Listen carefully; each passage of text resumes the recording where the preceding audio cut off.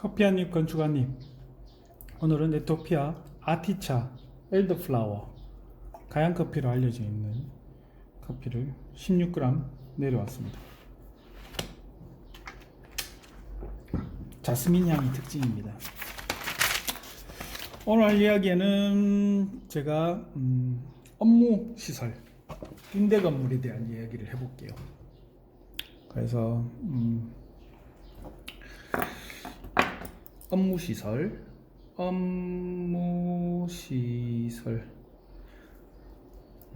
오늘은 근데 일단은 약간 통계 같은 이야기를 해볼게요.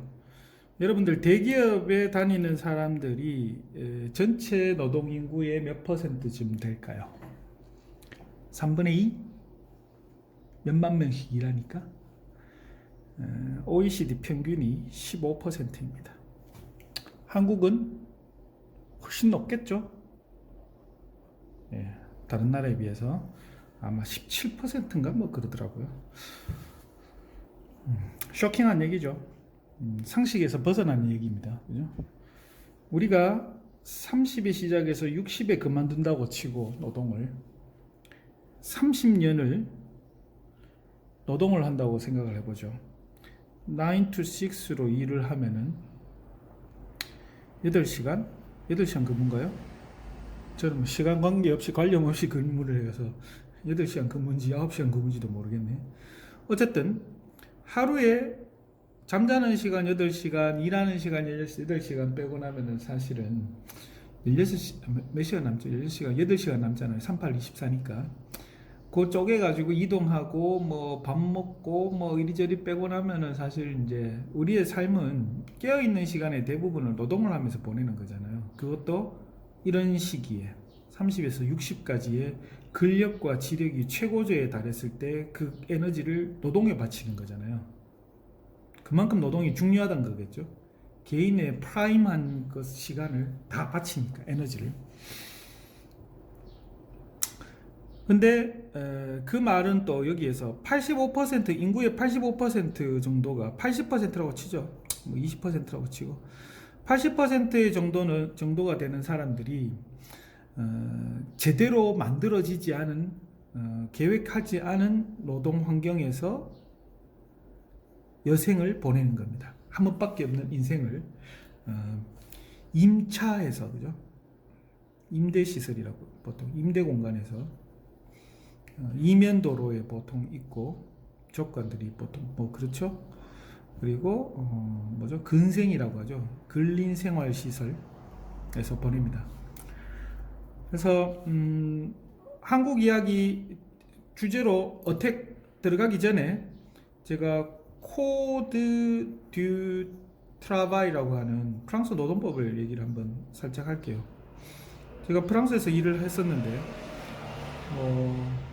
여러 회사 본사 근무를 계획 단계에서 검토를 많이 했었습니다. 그 정도의 회사였었고 거기에서 이제 기억나는 것이 예를 들어서 프랑스의 사무실이란 것을 약간 대별해 보면은 뭐 이런 거죠. 그리고 이제 뭐 이게 좀 더 커져서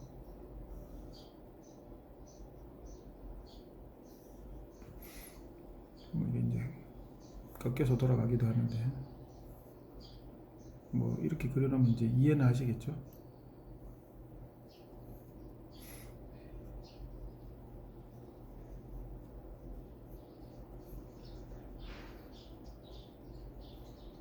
뭐 이런 식으로 그러면서 이제 이렇게 잘라가는 거죠. 요게 6m입니다. 요렇게가. 그리고 얘가 제 기억에 아마 1.5m일 거예요. 얘가 6m고 얘가 1.8m입니다. 양쪽으로 다니니까 사람들이. 얘는 어떻게 되냐? 666해서 18m입니다.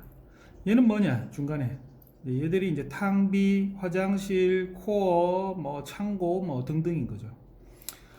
근데 왜 이렇게 해서 프랑스의 건물들은 대부분이 이제 이렇게 이 로직을 따릅니다. 그러면 이게 7.5에 얘가 얼마죠? 12에 13.8에 그죠? 이게 13.8. 얘가 얼마죠? 18. 이렇게 해서 길이는 뭐 늘어나고 꺾고 뭐 기역자로 곡선으로 뭐 어떻게 둥그렇게 돌리고 뭐 하는 거는 여기서 다 나오는 거죠. 기본적으로 이게 어디서 나왔느냐, 이 D와 H의 비율에 따른 겁니다. 뭐냐면은 동지 기준으로 솔티스 해가 들어갔을 때의 이 채광창의 높이와 H와 그 다음에 이 비율인 거죠. 이 D depth. 그래서 이게 1대 이게 D가 2H란 거죠. 넘어가면 안 된다. 그래서 이게 이제 보통 H가 2.5로 제가 알고 있는데 2.5 대 5, 뭐 3 대 6, 뭐 이런 식으로 이제 비율이 되는 거겠죠. 그래서 정확하게 제가 이제 이 채광창이었는지 혹은 이게 이제 층고를 얘기했던 건지 기억은 안 나지만 어쨌든 그런 이 비율에 의해서 이제 이게 정해진 겁니다. 그리고 이 복도에서 이제 우리는 피난 규정 때문에 뭐 여기서 이제 50m 이렇게 꺾어서 이렇게 50m 넘어가면 안 된다 뭐 이런 규정이 있잖아요. 스프링클러를 달았을 경우에 뭐 안 달았을 때 30인지 35인지 뭐. 프랑스에서는 이게 프랑스에도 똑같거든요. 아마 프랑스법을 뺏겼을 거예요. 제 생각에는. 복도에는 급기와 배기가 있는데 예를 들어 급기는 신선한 공기를 이제 넣어주는 거, 배기는 더러운 오염된 공기를 빨아내는 거. 그게 급기는 아래에 있어야 하고 이것도 뭐 정해져 있습니다. 뭐 밑에서 얼마 그리고 뭐 당연히 뭐 몇 센치 전체 면적이 얼마야 된다. 이거는 위에 넣어서 그 간격은 8m여야 되고 제 기억나는 것들이 대충 이런 것들입니다. 한 사람이 마셔야 하는 공기의 큐빅미터, 세제곱미터가 정해져 있고, 그래서 그런 볼륨들, 한 사람당 근로자 환경 면적이 뭐 몇 제곱미터라는 것도 정해져 있어요.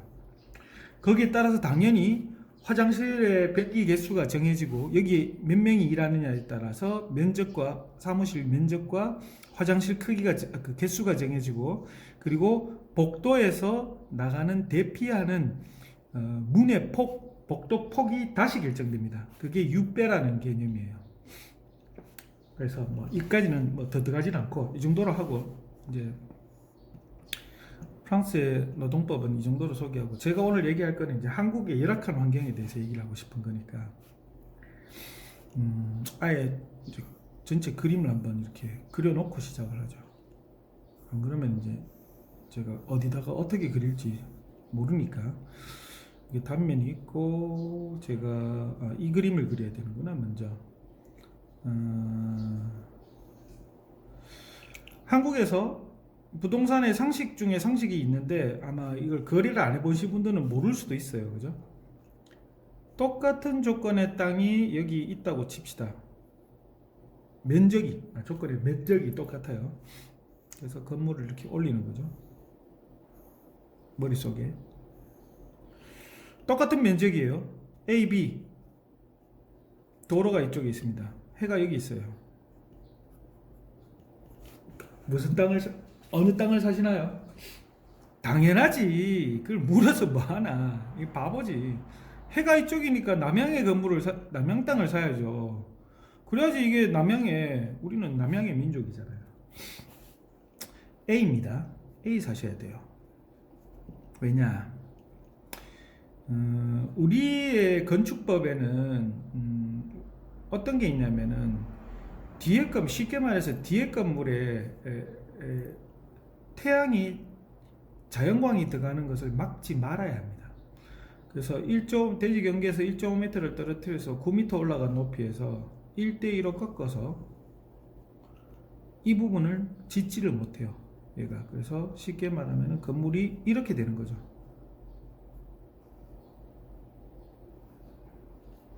얘는 다 짓는데, 그러면은 이 부분을 이만큼을 건물을 못 짓는 겁니다. 손해죠. 같은 면적을 같은 금액을 주고 샀는데. 그래서 부동산 하는 사람들은 무조건 북쪽에 도로 있는 땅을 찾는 겁니다. 그러면은 여기를 샀어요. 예를 들어 샀어. 그래서 뭐 이렇게 그리는 게 편하겠다, 그죠? 도로가 이렇게 있어요. 이걸 잘라서 제가 평면을 그려볼게요. 그래서 이 땅이 하나가 이렇게 있는 거예요. 그러면 이제 이 땅에 여기에 이제 뭐 앞에 이제 뭐 자동차 2대를 넣었던 뭐 예를 들어 옆에 이제 연속으로 해서 넣었던 뭐 5대 이하는 가능하잖아요. 맞죠? 그래서 이제 이 건물을 이렇게 넣었다는 거예요. 뭐 어떻게든 관계는 없습니다. 중요하진 않아요. 그게. 그러면은 이제 이쪽으로 이제 어디서 들어와서 코어가 이제 이건 앞에 전면에 있다고 칩시다. 코어를 이제 여기 넣죠. 사람이 들어와서 복도가 있고 엘리베이터가 있어서 들어가고 여기에 뭐 예를 들면 뭐 이런 거죠. 뭐 계단.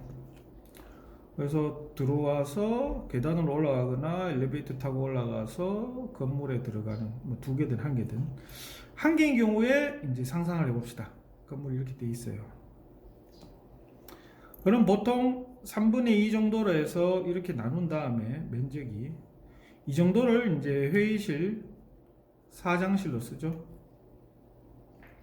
흔히들 뭐 이렇게 되기도 하고 뭐 이게 건물이 실제로는 이제 이게 계단이 이쪽 이 정도까지밖에 없어서 이 정도에 있으면은 이제 뒷부분에 화장실을 이제 넣죠. 뭐 하여튼 뭐 이렇습니다. 예. 뭐 이렇게 돼 있겠죠. 그러면 이제 이게 화장실이 되겠죠. 뭐 이렇게 화장실 쓰거나. 그러면 이제 여기가 이제 사무 공간이 되는 거예요. 누가 쓰는? 지금 이제 여기서 보여드렸던 85%의 전 노동인구의 85%가 30년 동안 쓰는 웬만한 건물은 다 이렇게 생겼을 겁니다. 이 논리를 따르게 돼 있어요. 그 중에 뭐 과반수 이상 3분의 2라고 치죠. 네, 3분의 2. 그게 아마 1000만 명쯤 되지 싶은데 1500만 명 정도 되고 노동인구가 어쨌든 이제 이게 도로고 그죠? 그러면 여기에서 어떤 일이 벌어지느냐? 여기는 보통 유리로 이렇게 마감이 되어 있죠. 이쪽은 웬만하면 콘크리트입니다. 그냥 크게 신경 안 써요. 왜냐하면 옆에 바로 건물이 붙어 있는데 여기에 뭐 신경을 쓸 이유가 있나요? 이렇게 다 그냥 콘크리트로 다 막혀 있죠. 필요한 뭐 일부분의 창들이 조금 있습니다. 창 여기도 뭐 창 한두 개 있을 수 있고 여기에 이제 뭐 이렇게 나눠서 회의실, 사무실, 사장실 쓰면은 이제 여기에 이제 창들이 좀 있을 수 있겠죠. 이렇게. 자, 이것을 다시 단면으로 그리려고 이제 준비해 놓은 거예요. 태양이 이쪽에서 이제 있죠. 이 태양은 집에 안 가고 여기 계속 있습니다. 그럼 얘가 이제 여름이고 얘가 겨울이라고 생각해 보세요. 그러면은 여기 이제 칸막이 벽이 이렇게 있을 거고 여름인 경우에 바깥이 30도라고 칩시다. 겨울이 영하 10도라고 치죠. 그러면은 여름에 일사가 이렇게 있고 겨울에 일사가 이렇게 깊게 들어옵니다. 태양이 깊게 들어오죠. 여기에 냉난방기, 냉난방기, 냉난방기, 냉난방기. 그러면은 여기에 여름에 30도인데 여기는 정말 더울 거예요. 직사광선을 바로 받으니까. 한국은 태풍 때문에 바깥에 블라인드로 막을 수도 없어요. 다 날아가 버리니까. 그래서 이제 할 수 있는 거는 창을 적게 내는 것밖에 없죠, 사실은. 남향에도 불구하고. 그래서 이런 경우에 여기가 이제 여름에는 20도 만들어야 되잖아요. 20도. 그럼 여기는 어떨까요? 2개로 해서 바깥과 이 조건이 다른 것을 맞출 수 있으면 좋겠지만 웬만한 것은 1개로 넘어갑니다. 2개도 온도를 각각 조절하는 게 아니고 이게 이제 워낙 넓다 보니까 그런 게 제대로 전체를 균일한 조건으로 만드는 건 거의 불가능하죠. 아무리 스마트니 뭐니 해도. 그래서 어떤 결과가 생기냐면 여기는 영상 15도 좀 과장할게요. 여기는 영상 25도입니다. 여기는 이 단열이 알루미늄 세시로 한 형편없는 옛날의 기준의 임대 건물이라고 싸게 만든 건물이기 때문에 여기에 곁에서 창가에서 근무하는 사람들은 여름에 덥죠. 더워서 손 선풍기 달고 다녀야 되고, 이쪽은 바로 냉방병입니다. 왜냐하면 이렇게 해서 평균이 영상 20도니까 평균이, 이쪽은 너무 춥고 이쪽은 너무 덥고. 그럼 여기 겨울 버전 한번 보실래요? 겨울에 아무리 창이 작아도 직사광선이 깊게 들어오기 때문에 이 문을 열어 놓아도 될 정도로 여기가 따뜻해요. 겨울에 남향 따뜻하죠. 실내 괜찮아요. 그렇다고 엄청 따뜻한 건 아니지만 어쨌든 여기 25도 만들어내는 거 어렵지 않습니다. 조금만 키면 돼요. 얘가 조금만 하면 여기 25도 금방 올라갑니다. 여기는 어때요? 여기는 얘가 영하 10도인데 얘가 영상 15도밖에 안 됩니다. 온도가 20도가 안 돼요. 얘는 25도 만들어낼 수 있습니다. 평균 20도가 되는 거예요. 이해하시나요? 이 그림? 그러면 여기 있는 사람 추워서 일 못하죠. 15도 춥습니다. 개인 전열기구 달아야 되고 무릎 담요 있어야 되죠. 그래서 여기서는 냉방병으로 고생하고 여기서는 오한에 늘 떨면서 일을 해야 돼요. 손 참고 발 참고 해서 발에 전열기 갖다 붙이고 손에는 핫팩 들고 일하고 있고, 이것이 한 달에 아마 25만원 30만원 내는 사무실들 많을 거예요. 전기세 모든 걸 전기로 해버리니까, 그죠? 그렇게 해도 여름에 냉방병으로 겨울에 오한으로 고생하는 겁니다. 이게 한국의 현실이에요. 이게 한국의 현실이에요. 누가 80% 인구가 30에서 60세까지 30년을 이런 환경에서 일을 하는 거죠. 그래서 저는 임대 건물은 인권 문제에서 접근해야 된다.